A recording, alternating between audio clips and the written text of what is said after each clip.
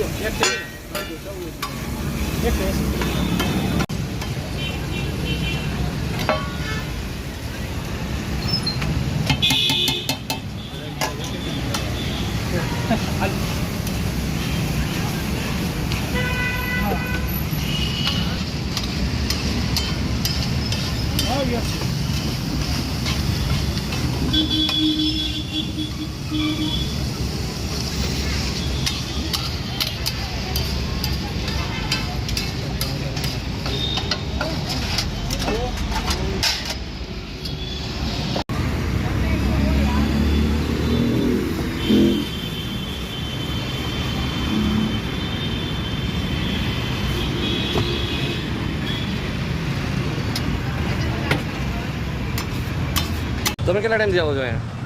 15 વર્ષથી. 17 વર્ષથી. ઓહો, લગાતાર એની ભાજી એમ? લગાતાર અહીંયા બંધ હોય એટલે ઘરે ભાગી જવાનું. એમ ફેમિલી સાથે આવવાનું? ફેમિલી સાથે. બધા લોકોને ભાજી ભાવે એની? બધા લોકોને, અમારા છોકરાઓને શીખે. એવું શું છે એની ભાજીમાં જે તમને બધા ખેંચી લઈ આવે? એકદમ છોકરાઓ ખાઈ શકે, એકદમ સ્વાદિષ્ટ.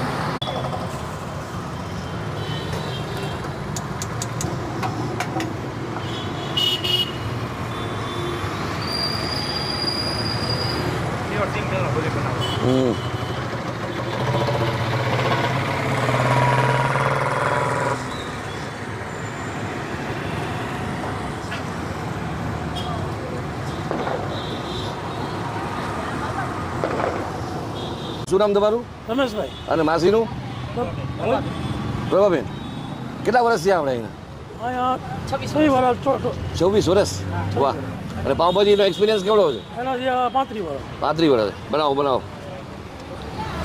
કઈ રીતે શરૂઆત કરી હતી કેટલા રૂપિયાથી 5 રૂપિયાની શરૂઆત કરી હતી 5 રૂપિયાની પાઉંભાજી એમ વાહ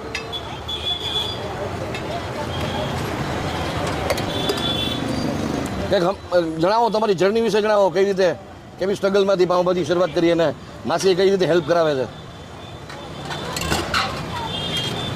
બોલ ના કાઢે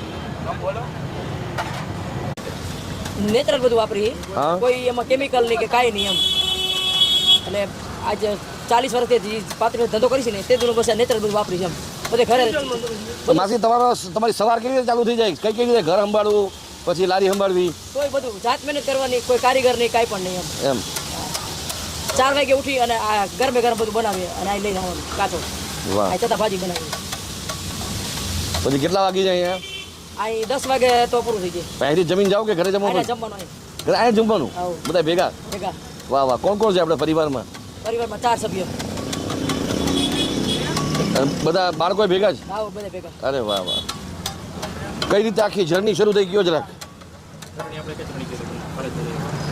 કાશ્મીરી અને મરચું એ બધું કમ્પ્લીટ કરીને જ આવે ધરાવી ઘરે જણાવી આ ઘરે ખીરે ધરાવી છે એમ ઘરે ધરાવો બધું હા ખાણા જેવું ધાણા જીરું ખીરે ધરાવી બધું મસાલા ખીરે બધું કમ્પ્લીટ અને મસાલે કરે એમ અને પાવે ઇલેક્ટ્રિકની ભટાણા પાવ વાપરીએ અચ્છા 40 વર્ષથી એક પાવ આવે એમ અમારા 5 વર્ષનો છોકરો હોય ને એ ખાઈએ કે ભાજી એમ એમ કોઈ દિવસ કોઈ એમ નહીં અમારી ફરિયાદ કોઈ દી એટલા ટાઈમમાં કોઈ દી ફરિયાદ નથી આવી કે કોઈ દી વાસી માલ નથી એમ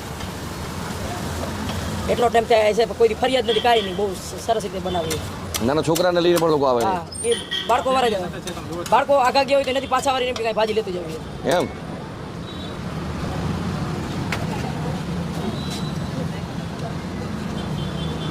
શરૂઆત કેટલા વાગે થઈ જાય અને રાત્રે 10 વાગ્યા સુધી કીધું 5 વાગે 5 વાગે શરૂઆત થઈ જાય અને એક્ઝેક્ટ લોકેશન શું કહેવાય તમારું આ આપણે સંત કબીર રોડ રાધેશ્યામ ડેરી દિવ્યા પ્રિન્ટની બાજુમાં બધી વસ્તુના ભાવ એક વખત કહી દેજો કઈ કઈ વેરાયટીઝ છે આપણી પાસે એક ભાજીના 70 રૂપિયા ખાલી ભાજીના 70 રૂપિયા હા. પાવના 12 પાવના 40 રૂપિયા કોરા પાવના અચ્છા શેકીન 80 રૂપિયા અને અહીં આવે તો 90 રૂપિયા 3 પાવ છાસ પાવ ડીશ કપલી આવી જાય બટરમાં 120 રૂપિયા ભાજીના અચ્છા અને ચીઝવાળી પણ રાખો. અમૂલ બટરમાં અચ્છા એમને ચીઝવાળીના 140 રૂપિયા 140 રૂપિયા વાહ રવિવાર રજા રાખો કે નહીં રવિવાર અમારે ઉલટાનું વધારે રવિવાર ગરાગી હોય વધારે કરાવીએ બરાબર ચોમાસું ઉનાળો કોઈ પણ હોય એમ અરે વાહ વાહ